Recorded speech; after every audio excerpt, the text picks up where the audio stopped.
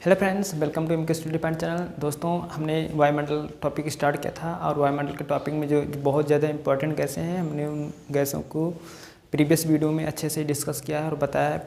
और आज हम जो वायुमंडल की लास्ट टॉपिक है, ये वायुमंडल की परतों के बारे में हम जानकारी करेंगे कि इसके कितनी परत हैं और इन परतों में क्या क्या विशेषताएँ हैं। तो चलिए फ्रेंड, हम स्टार्ट करते हैं वायुमंडल की परतों के बारे में। देखिए फ्रेंड, ये हमारा वायुमंडल की 5 परत हैं। पाँचों परत के बारे में हम बताते हैं। पांचों परत का सबसे पहले हम नाम जानते हैं कि इनके परत का नाम क्या क्या। देखिए फ्रेंड्स, पहली परत का जो नाम है क्षोभ मंडल है, दूसरी परत का नाम समता मंडल, तीसरी परत मंद मंडल, चौथी परत आयन मंडल और पांचवी परत मध्य मंडल है। अब फ्रेंड्स, इन मंडलों को जो है हमें इंग्लिश में भी नाम जानना बहुत ज़रूरी है, क्योंकि क्या होता है कि ज़्यादातर पेपर में इंग्लिश में ही नाम पूछ लेते हैं और हम लोग कन्फ्यूजन हो जाते हैं। इसलिए हमने इंग्लिश में भी नाम लिख रखा है। आप देखिए इंग्लिश में क्या नाम है। ट्रोपोस्फियर, क्षोभ मंडल का ट्रोपोस्फियर नाम है और समताप मंडल का स्ट्रेटोस्फियर नाम है और मध्य मंडल का मेसोस्फियर नाम है। आयन मंडल को जो है आयनोस्फियर नाम है और बाह्य मंडल को जो है एक्सोस्फियर नाम है। अब फ्रेंड्स, हम देखते हैं कि इनकी विशेषताएं, इन पांचों लेयर की हर एक लेयर की विशेषता क्या क्या होती है। तो फ्रेंड्स, हम स्टार्ट करते हैं। देखिए फ्रेंड्स, ये हमारा सबसे जो पहला मंडल हुआ, ये हमारा क्षोभ मंडल है और क्षोभ मंडल जो है पृथ्वी के सबसे नज़दीक है। पहली विशेषता क्या, ये हमारा क्षोभ मंडल है। क्षोभ मंडल किसके नज़दीक है? पृथ्वी के सबसे नज़दीक है। क्षोभ मंडल हमारी पृथ्वी के सबसे नज़दीक है। और फ्रेंड्स, इसकी ऊंचाई कितनी होती है? फ्रेंड्स, इसकी जो ऊंचाई होती है हमारी जो है वो होती है 18 किलोमीटर। लेकिन जो हमारे उत्तर प्रदेश की गवर्नमेंट की बुक है उसमें उन्होंने दे रखा है 15 किलोमीटर। फ्रेंड, इस पर आप कन्फ्यूजन ना हो, क्योंकि ये टेम्परेचर की वजह से इसका तापमान बढ़ता घटता रहता है, इसलिए इसकी ऊंचाई भी घटती बढ़ती रहती है। ठीक है, लेकिन पेपर में अगर आ जाए तो आप इसी के आसपास वाले जो ऑप्शन हो उस पर टिक मारें। लेकिन एक बात आप ध्यान रखें, ये विषुवत ध्रुव की ऊंचाई है। ठीक है, और जो ध्रुव की इसकी ऊंचाई होती है वो 8 किलोमीटर होती है। ध्रुव पे इसकी ऊंचाई कितनी होती है? 8 किलोमीटर होती है। ठीक है फ्रेंड्स, और विषुवत ध्रुव पे इसकी ऊंचाई कितनी होती है?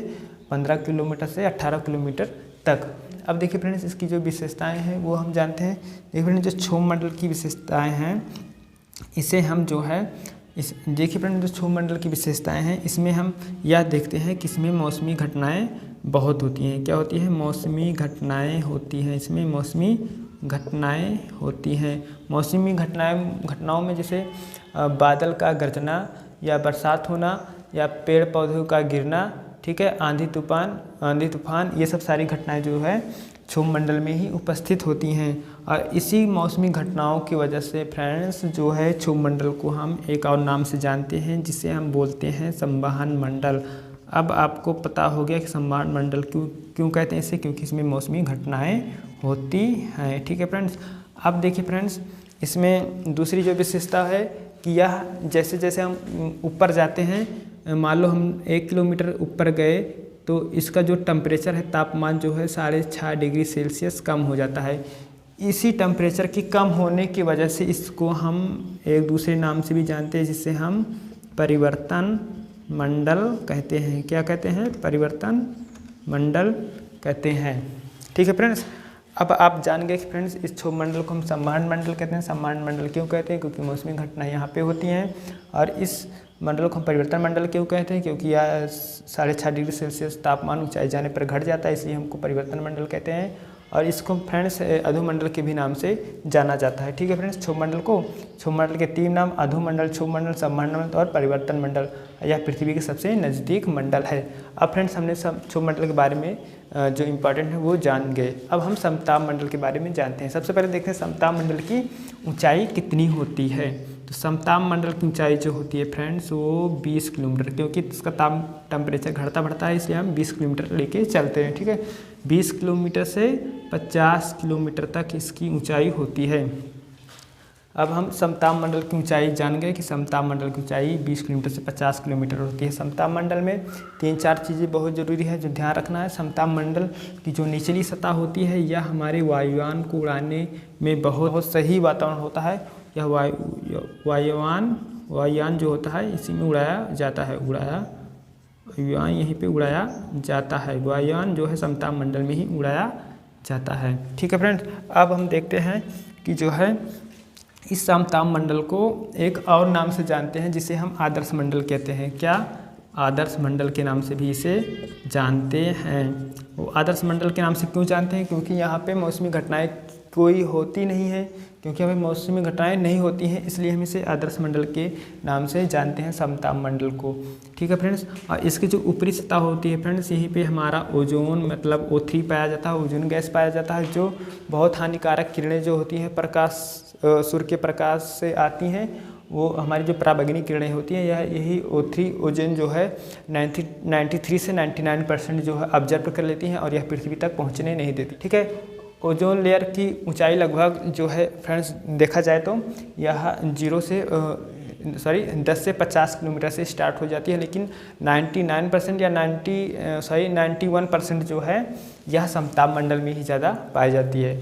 इसलिए हम इसको समताप मंडल में ही ओजोन परत को बोलते हैं कि ओजोन परत जो पाई जाती है हमारे समताप मंडल में पाई जाती है, लेकिन वह फैली जो है क्षोभ मंडल से है। क्षोभ मंडल में इसका भाग केवल 10% ही पाया जाता है। ठीक है फ्रेंड्स, अब हम देखते हैं फ्रेंड्स इस ओजोन जो लेयर है इसका जो मोटाई नापने के लिए हमारे जो इकाई प्रयोग की गई है उसका नाम क्या है? उसका नाम डाप्सन है। डाप्सन क्यों पड़ा? क्योंकि डाप्सन जो है एक हमारे वैज्ञानिक थे जिनका नाम था डाप्सन ही नाम था, डाप्सन नाम था। उन्होंने जो है 1928 से 1958 के बीच जो है एक नेटवर्क स्थापित किया कि जो इसका क्षरण हो रहा है ओजोन लेयर का, इसके बचाव के लिए उन्होंने एक नेटवर्क स्थापित किया। उसी नेटवर्क स्थापित के कारण उनके सम्मान के लिए जो है उन्हीं वैज्ञानिक के नाम से इसका नाम डाप्सन पड़ गया। क्या पड़ गया? डाप्सन हो गया। तो ओजोन गैस की जो मोटाई नापी जाती है वो किस इकाई से नापी जाती है? डाप्सन से नापी जाती है। ये नाम क्यों पड़ा? क्योंकि डाप्सन एक वैज्ञानिक थे, उन्होंने 1928 से 1958 के बीच जो है इस गैस के बचाव के लिए नेटवर्क स्थापित किया, इसलिए इसका नाम डाप्सन पड़ा। ठीक है फ्रेंड्स, अब हम चलते हैं मध्यमंडल। मध्यमंडल की विशेषताओं के बारे में जानते हैं। देखिए फ्रेंड्स, मध्यमंडल की जो ऊंचाई होती है वो 50 किलोमीटर से 80 किलोमीटर के बीच होती है। कितने किलोमीटर? 80 किलोमीटर के बीच होती है। अब मध्यमंडल में फ्रेंड्स हमें दो तीन बातें इसमें भी बहुत ज़्यादा जाननी है कि जैसे कि इस मंडल में जो है क्या हमारे उल्का पिंड जो है इसी मंडल में आती हैं और यहीं पे ख़त्म हो जाती हैं। और जो इसका दूसरा जो है इम्पॉर्टेंट है ये कि इसका जो टेम्परेचर होता है वो -100 डिग्री सेल्सियस होता है।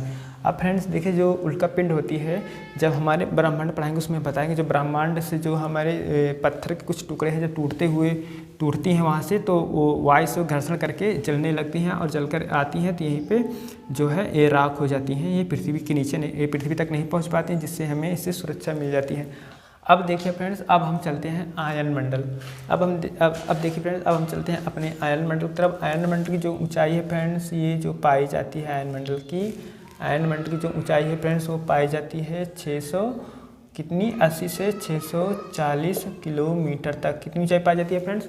इसकी जो ऊंचाई पाई जाती है फ्रेंड 80 से 640 किलोमीटर इसकी ऊंचाई पाई जाती है। अब आयन मंडल हमें क्या क्या बात ध्यान देना है फ्रेंड्स कि आयन मंडल जो है इसमें जो है जो कृत्रिम उपग्रह पाए जाते हैं इसी मंडल में पाए जाते हैं। कृत्रिम उपग्रह जो पाए जाते हैं इसी मंडल में, कृत्रिम उपग्रह इसी मंडल में पाए जाते हैं। और एक बात ध्यान देना है कि जो रेडियो तरंगे होती हैं और जो हमारी पृथ्वी से जाती हैं इसी मंडल से वापस परिवर्तित होकर फिर आ जाती हैं, जिससे हमें रेडियो की आवाज़ें सुनाई देती हैं। तो रेडियो तरंगे भी यहाँ पाई जाती हैं। रेडियो तरंग जो है यहीं पाई जाती हैं और यहीं से परिवर्तित हो जाती है, परिवर्तित होते नीचे चले जाते हैं, जिससे हमें सुनाई देती हैं। रेडियो तरंग के अलावा जैसे हमारा हुआ क्या, फ़ोन हो गया या टेलीविज़न, ये सब सारी तरंगें जो हैं यहीं से परिवर्तित हो जाती हैं, आयन मंडल से परिवर्तित हो जाती हैं। लेकिन फ्रेंड्स आयन मंडल को हम एक आयनिक मंडल भी कहते हैं। आयनिक मंडल क्यों कहते हैं? क्योंकि इसका जो टेम्परेचर होता है यहाँ तो कम इसका टेम्परेचर होता है, लेकिन जैसे ही यह जो है 250 डिग्री सेल्सियस के ऊपर पहुँचता है इसका टेम्परेचर कितना हो जाता है? 700 डिग्री सेल्सियस हो जाता है। इसका सेल्सियस 700 डिग्री सेल्सियस हो जाता है और 700 डिग्री सेल्सियस की वजह से जो है काफ़ी गर्म हो जाता है। गर्म होने की वजह से जो हमारे तरंगे छोड़ी जाती हैं या टूटकर पुनः वापस आ जाती हैं, इसी वजह से यहाँ पे रेडियो तरंगे पाई जाती हैं। अब फ्रेंड देखिए, हमारा सबसे लास्ट लेयर है जिसको हम बोलते हैं बहिर्मंडल बोलते हैं या वायुमंडल बोलते हैं। इसमें ये विशेषता है फ्रेंड्स कि इसकी ऊंचाई की कोई सीमा है नहीं, ठीक है। यह 640 किलोमीटर के ऊपर तक पाई जाती है। किसी किसी की बुक में आपको दिखेगा कि यह जो है कितने किलोमीटर का पाया जाता है, कहीं कहीं 1100 दिखेगा तो कहीं 1500 दिखेगा। इसकी कोई सीमा भी निर्धारित नहीं है, ठीक है। यानी कि आयन मंडल के जो ऊपर पाया जाता है वो सब बहिर्मंडल होता है। बहिर्मंडल में हमें 2 गैसों के ध्यान देना है कि इसमें जो क्या क्या गैसें हैं फ्रेंड्स, वो देखिए फ्रेंड्स। इसमें जो हीलियम गैस है, ठीक है, और हाइड्रोजन गैस है, ये दोनों गैस की बहुलता जो है या अधिकता जो है यही वायुमंडल में पाई जाती है, ठीक है फ्रेंड्स। तो फ्रेंड्स आप समझ चुके कि वायुमंडल की जो लेयर हैं, इस 5 लेयर में क्या क्या इम्पॉर्टेंट है, क्या क्या इन लेयरों की विशेषता है, उन लेयरों को हमने अच्छे से बताया, ठीक है फ्रेंड्स। तो इसी तरीके से फ्रेंड्स ये हमारा वायुमंडल का ये जो टॉपिक है आज ख़त्म हो जाता है। अगर आपको ऐसी ही दूसरी वीडियो की नोटिफिकेशन पानी है फ्रेंड्स, तो आप हमारे चैनल को सब्सक्राइब और लाइक ज़रूर करें, ठीक है फ्रेंड्स। अब हम मिलते हैं अपनी अगली वीडियो में, जो वो भी किसी एक अच्छी टॉपिक से रिलेटेड होगा। Thank you friend.